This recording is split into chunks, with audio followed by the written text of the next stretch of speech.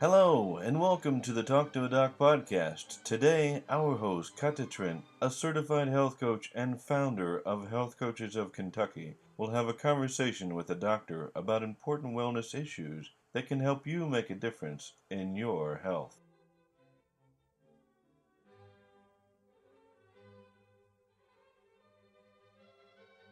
Hello and welcome to the Talk to Doc show, where we talk and explore a relationship between what we eat and how we feel. And today, this is our first episode, and I'm very excited. And I would like to welcome my first guest, Dr. Alison Bailey. She has inspired me to start this episode with a great program called Walk with a Doc, where you come and walk with a doctor. And in Lexington, I think the Gill Heart Institute with the UK Wellness Program. I think you guys put it together, and it's a great program. This is how I met Dr. Bailey, and it's a great program. And if you haven't heard about that, I think everyone should learn and see if they have them in your area. So welcome, Dr. Bailey. Thank you so much for joining the show today. Thank you so much for having me. This is very exciting, and hopefully your podcast series takes off well.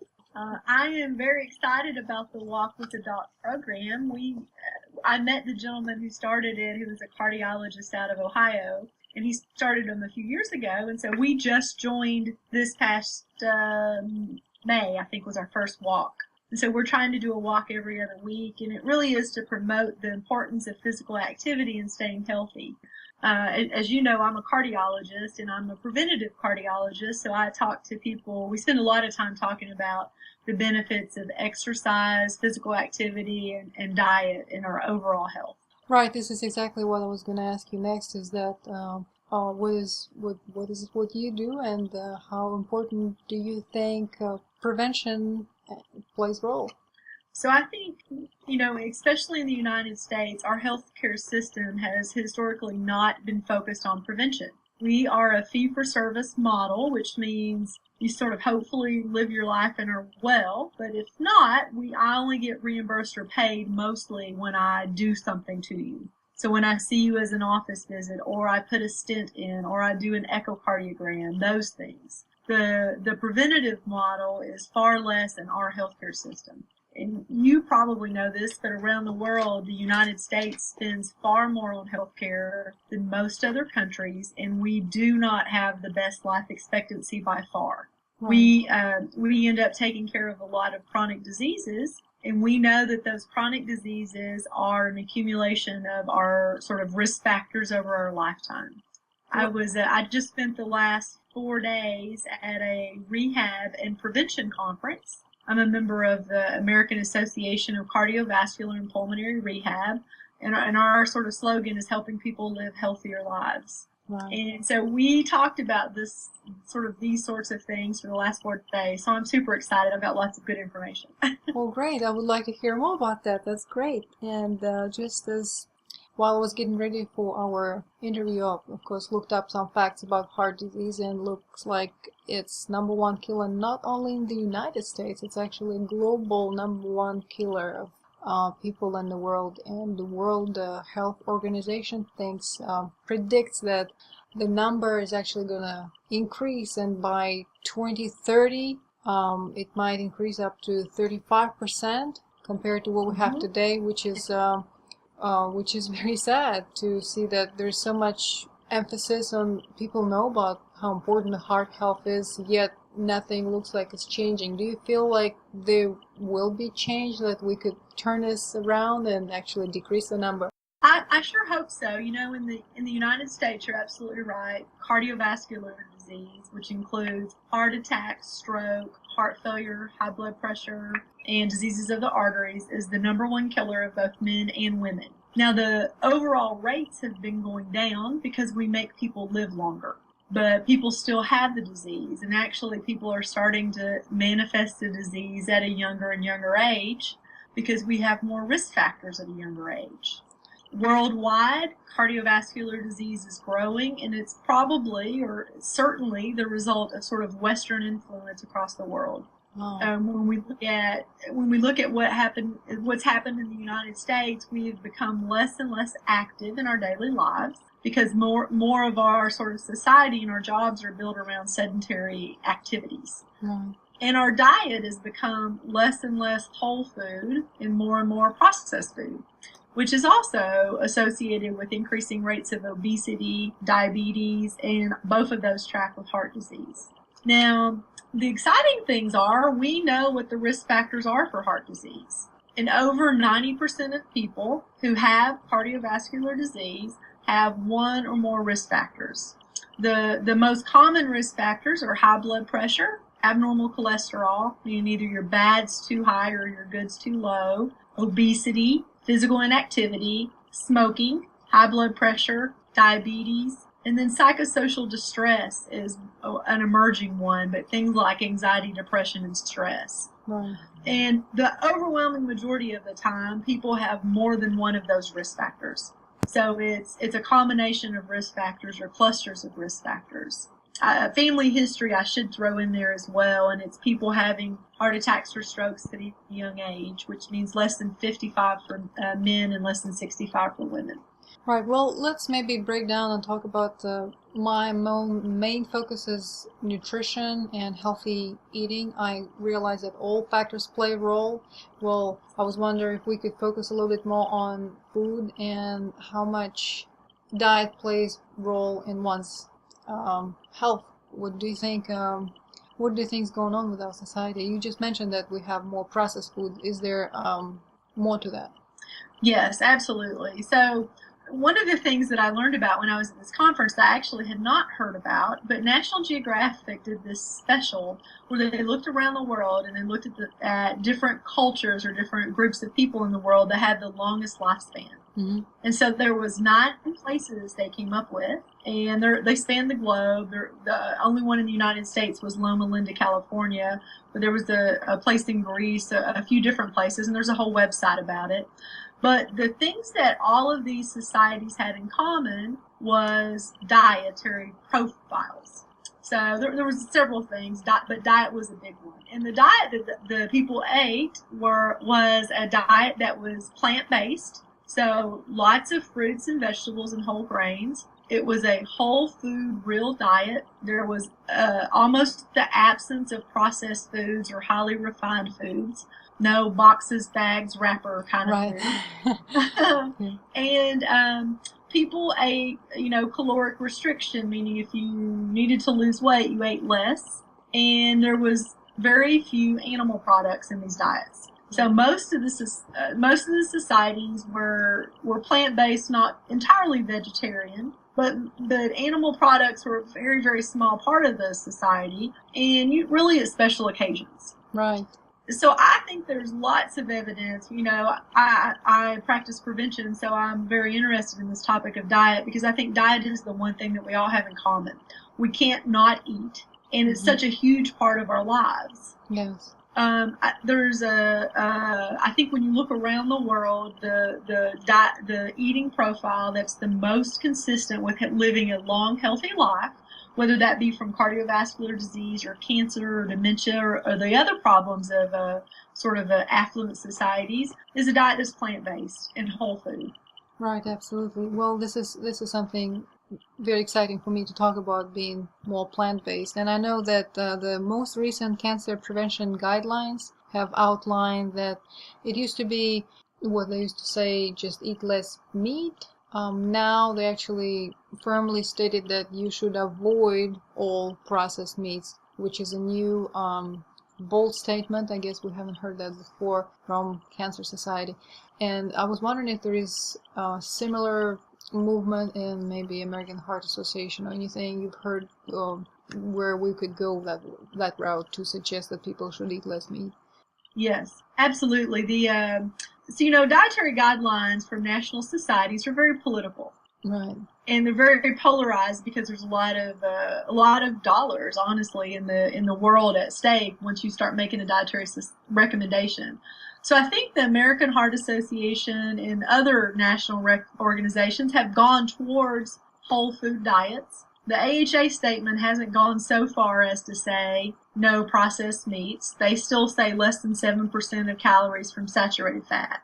But I think they are moving more and more that direction. So they have said, a diet that's rich in fruits, vegetables, and whole grains. And there's a guideline that lists the sort of diet for an ideal cardiovascular health. Mm-hmm. And it does focus on lean cuts of meat if you're going to eat animal products, but you should really focus on fish and chicken is sort of what that says. Now, I think this American Cancer Society recommendation is really interesting because when you look at all of the data that we have, which is epidemiologic data, meaning we follow people for a long time and we give them a survey and we say, what kind of foods did you eat? It comes out very clearly that processed meats are really bad for us. Right. And that's things like sandwich meat and pepperoni and sausage and all of these things. And that includes poultry, right? Any turkey slices, all that. It actually is just as bad. People think it's a healthier option. It's not necessarily yet. That's right. And when you go to Kroger or whatever grocery store you go to and you look, the American Heart Association has their stamp on several of the turkey products. Right. Because it's low in fat, and but you really don't think about all the other things that are in those, and they're really highly refined, like we were talking about, and they have a lot of chemicals in there, as well as sodium, high amounts of sodium. Okay. So what do you tell your patients when you see them? What are your recommendations for a diet? Yeah. So I tell them I think they should have plant-based nutrition. I think the idea of being vegetarian or vegan is, for the majority of America, is still a pretty far removed from how we eat. So I think we start with baby steps for the majority of people, I say. Mm-hmm. I tell them plant-based, which means I think you should eat plants all the time. And if you eat something else, it should be whole foods and not processed. Right. We actually have pictures in my clinic of what I think a perfect plate looks like, and it's over half vegetables, not covered in cheese or butter or, some of the other stuff. It's vegetables that are made freshly without a lot of other stuff in them. And patients are always like, how do you make them taste good? I'm like, well, vegetables taste great. You just, it's just a different concept and a different way of thinking. I tell them when they eat grains, it should be whole grains and it should be small servings. Right. Rather than the huge bowls and huge servings we have in the U.S. traditionally. And if you're going to eat animal products, I think it should be minimal and they shouldn't be processed. Absolutely, yeah, that sounds really good. Yeah, very good. You have mentioned to me last time we talked that Gill Heart Institute, you have a wonderful place where people can walk now, so you're moving toward encouraging people to exercise, and maybe you might have a kitchen as well to prepare and make those vegetables taste better.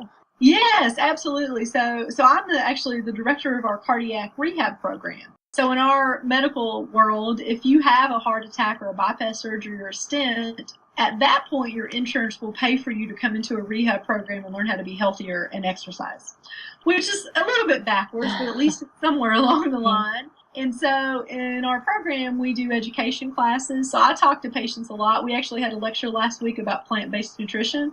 I had a whole classroom full of people and sort of... Fantastic. Yeah, and we talked about it. And then we actually did our first cooking class last week. And we asked we did it at the cafeteria at the Good Samaritan, UK Healthcare Good Samaritan.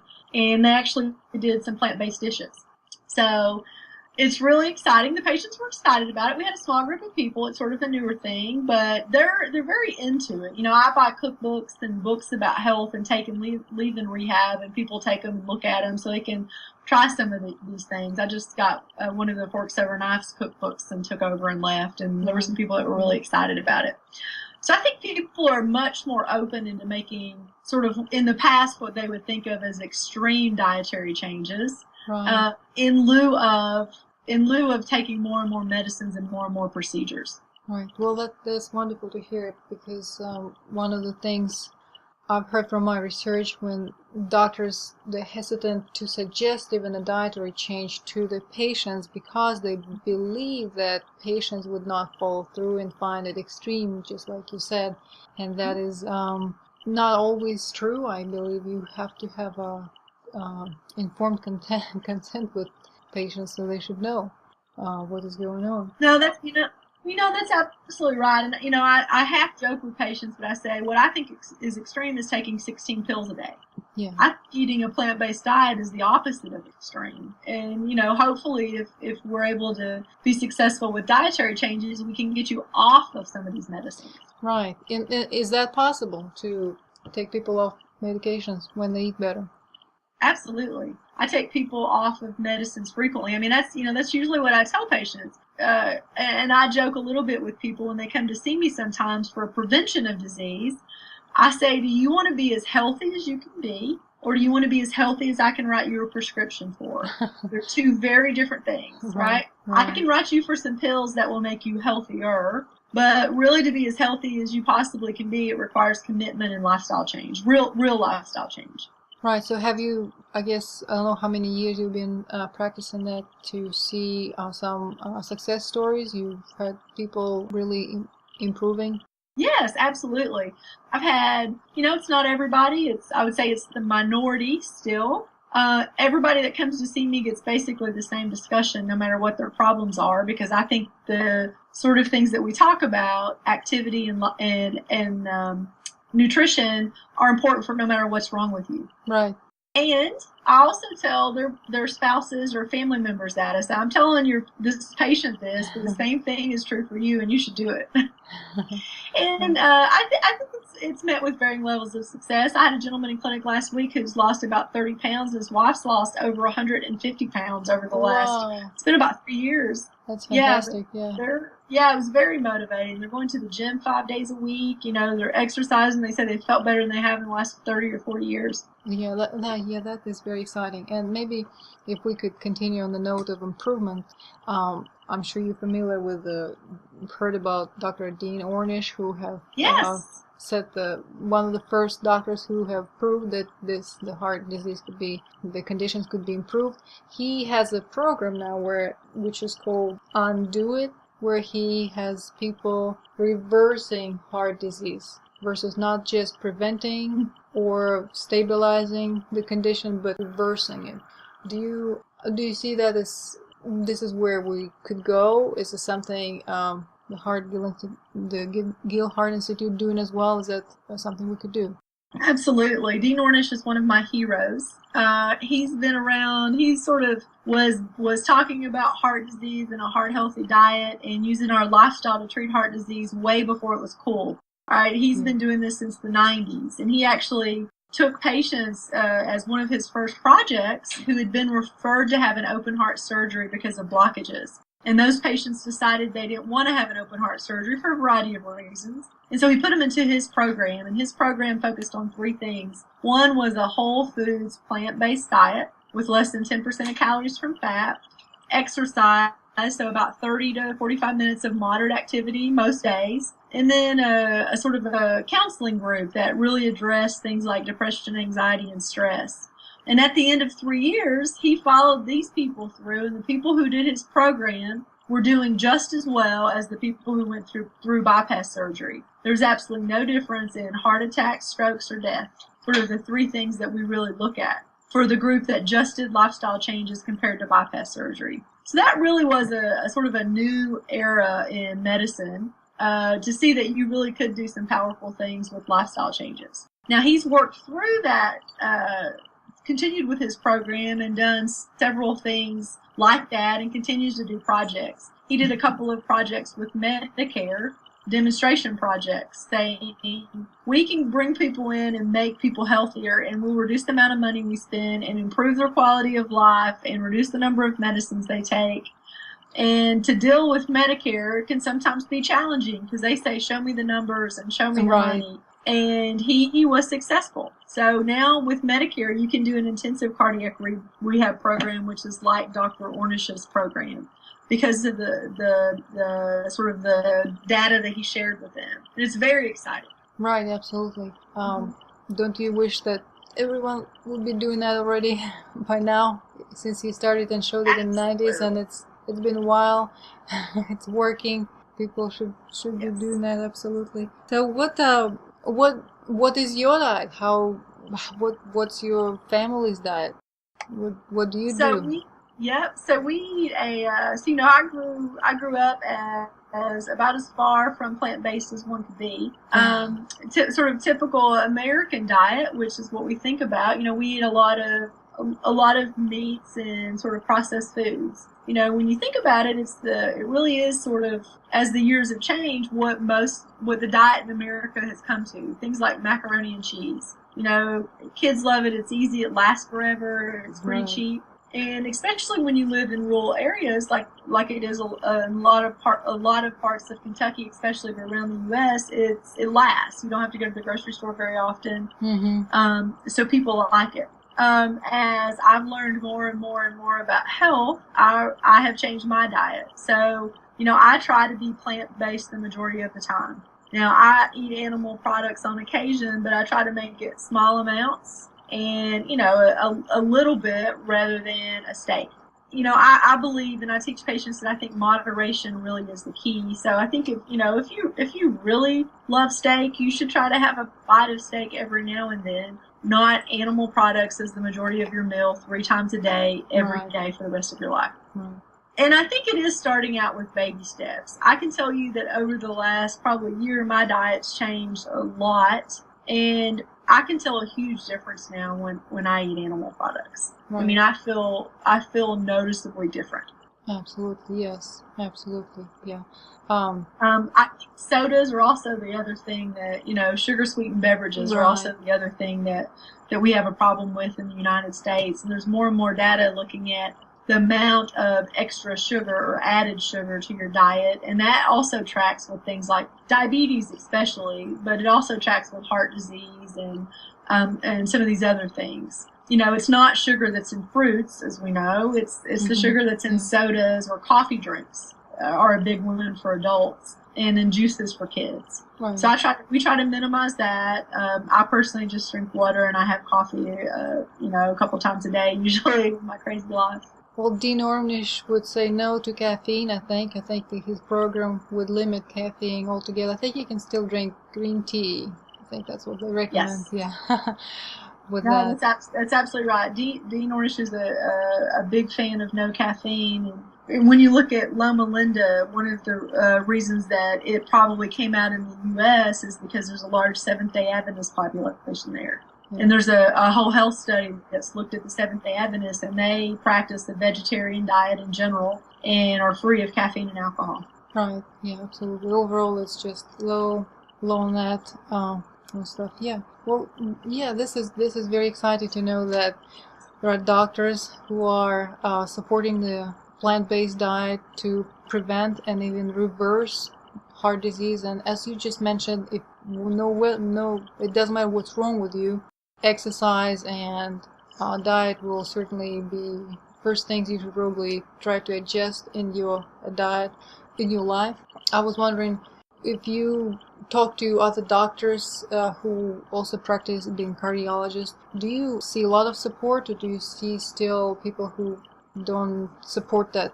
I think it's all over the place, honestly. I think there is more and more and more physicians that have become involved in things like nutrition and lifestyle. Sorry, my dog's running here. With nutrition, it can be challenging because unless you have an interest yourself, historically you didn't get a lot of information in medical school about nutrition. Right. Which is surprising. That's something that we would get a lot of information about, but you really don't. I mean, pretty much everything I know about nutrition I taught myself because I have an interest in it and I have an interest in prevention. But I think more and more physicians are interested. More and more medical schools are educating, future physicians about it. For instance, at the University of Kentucky, we just started a nutrition clinic with the first-year medical students. They do it on a voluntary basis, and we started it out at the Salvation Army. But we actually counsel patients on nutrition. And part of the goal of the students was to learn more about nutrition themselves so they'll know what to counsel patients about. So I talk with all of them about plant-based nutrition, and a lot of them are very open to it and very interested in it. And I think more and more docs are doing it. Kaiser, which is a large healthcare organization in California mostly, they just actually came out with plant-based nutrition information for patients. It's one of the first large healthcare systems that has gone that route. It's actually pretty good information. I just looked it up a few days ago. Okay, very exciting. This is very good. Yeah, more doctors should be educated in nutrition. And yes, I have heard that. I think McDougall, he's very strong in education for physicians because he has tried to bring plant-based diet. He's really against he's strong against milk as well. I think he's one of the Yes. advocates against milk, and he has stated that we don't have enough education as physicians in nutrition, which is hopefully going to change. And as you just said, it's changing, and it's very exciting. Overall, I have a sense, just like you, I'm very excited. I do think that things are changing. And when you say vegetarian or plant-based, people are not scared anymore. Actually, Right. they're looking Yes. things up and trying to fix something up and do things differently, which is really good. I have just an additional question. What is your opinion? Have you heard about the raw vegan diet? And I'm just curious to know what you think about that. Yeah, I don't think there's anything inherently wrong with that. I don't know of any great scientific literature about it. It makes sense. It's a low fat, low processed food diet that I don't think there's anything wrong. I don't think there's anything wrong with it, but I don't know of any great studies that exist with it. Right. It's just one of the movements, I guess, in the health food industries is having being raw, and it's very interesting. And it's just it's challenging because you don't heat or cook your food above certain temperature, and so you can have to exclude many things. It's certainly less processed. There's nothing really processed there, which is good, as you just said. But it sometimes can be challenging. Maybe I'd say more fresh fruits and vegetables is good. Yeah. How about that? But maybe not all of it. Yes, that's right. And I tell my patients sometimes I think juicing is a reasonable thing if you can't get in. Sorry, this dog is crazy. Some of my patients say they have a really hard time getting that many fruits and vegetables. Yes. And so I think juicing is also a way to get some of the benefits of fruits and vegetables. And I think there's some data with it for lowering blood pressure, especially in high nitrate vegetables like beets and greens and some of that. So we talk about that some days. If you can't eat all your veggies, try to juice maybe once or twice a day and get some extra benefit. I actually have some patients it's made a huge difference in their blood pressure, and they've been able to get off a couple of blood pressure pills. Oh, fantastic. Okay. Yeah. That's great. Yeah. This is something I do with my clients too, sometimes juicing. Well, blending is also one big thing. The smoothies is wonderful and easy. Not for everyone, but juicing has been helpful to everyone, looks like, which is very good. Okay. Well, I guess my last question would be is what do you think, where is your career taking you? What do you think you'll be doing in about 2, 3, 5 years? What's going on with you? All right, so my career hopefully continues down the world of prevention. I think it's an exciting time in this country to be involved with prevention. In the past it was sort of like, oh, you do prevention, there's not really much you do. And now I think more and more our healthcare system and our patients are realizing prevention's the way to go. It's really probably the only way to significantly prolong our lives with less dollars. So hopefully I will be involved with some more preventative things on a larger scale. I have an interest in education, which is honestly why I'm at an academic medical center. So I do education with medical students and residents and fellows who are physicians in training. And we talk a lot about prevention, about nutrition and exercise. And for a lot of the people I meet, it's a sort of a new concept because our healthcare system is changing so rapidly. So I think it's a great time to be involved in prevention, especially in the U.S. Worldwide, it's also more growing opportunities. So hopefully I will be here in charge of prevention and integrative medicine at the University of Kentucky Gilhart Institute. Well, absolutely. And thank you so much for your work, because you are making a difference in the lives of so many people by encouraging them and changing their diet. It's absolutely fantastic, and I hope and I'm sure you will impact more people along your career. And thank you so much for joining me today to talk about the heart health and the importance of the healthy diet. And any last words? No, I think it's wonderful. I'm glad there's more and more people out there promoting the benefits of health, especially our diet. I would tell your listeners to come out and walk with us at Walk with the Doc sometime. Absolutely, it's twice a month. Yeah. Yes. Do that. And we always have our schedule up on the UK Health and Wellness webpage. Right. And we have one coming up Thursday night. Okay. I hope I'll see some people there next time we walk. Okay, that sounds great. Any other questions for me? That's all. Thank you so much. All right. Thank you. I'm so excited for being your first guest. Oh, me too. Thank you.